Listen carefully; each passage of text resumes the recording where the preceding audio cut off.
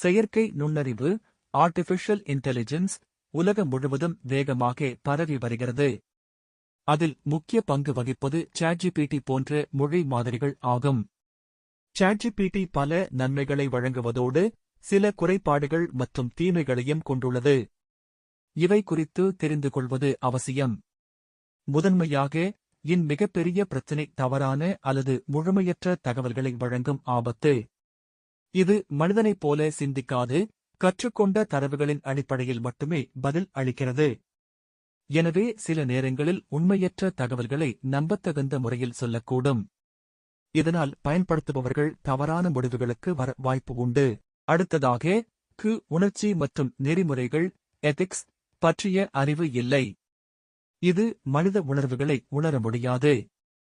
அதனால் ஆழமான மனநிலை ஆலோசனை அல்லது உணர்ச்சி சார்ந்த வழிகாட்டுதலுக்கு ChatGPT மீது முழுமையாக நம்பிக்கை வைப்பது ஆபத்தானது. மேலும் பயன்படுத்தும் போது அளவுக்கு மீறிய சார்பு ஓவர் டிபெண்டன்ஸ் ஏற்படக்கூடும். எளிதில் பதில் கிடைக்கும் என்பதால் மக்கள் தங்களது சிந்தனை திறனை ஆராய்ச்சி பழக்கத்தை குறைத்துவிடலாம். இதனால் படைப்பாற்றல் மற்றும் தனித்துவமான சிந்தனை பாதிக்கப்படும் அபாயம் உள்ளது. கல்வித்துறையில் ChatGPT தவறாக பயன்படுத்தப்படுவதும் ஒரு சிக்கல். மாணவர்கள் தாமாக படிக்காமல் நேரடியாக பதில்களை நகலெடுத்து பயன்படுத்தலாம். இது அவர்களின் கற்றல் திறனை குறைக்கும். தொழில்துறையில் ChatGPT சில பணிகளை எளிதாக்கினாலும் வேலை இழப்பு ஜாப் லாஸ் ஏற்பட வாய்ப்பு உள்ளது.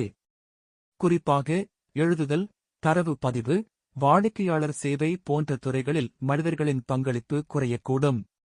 இது எதிர்காலத்தில் வேலைவாய்ப்பில் பாதிப்பை ஏற்படுத்தலாம். மேலும் தனியுரிமை பிரைவேசி குறித்த சிக்கல்களும் உள்ளன.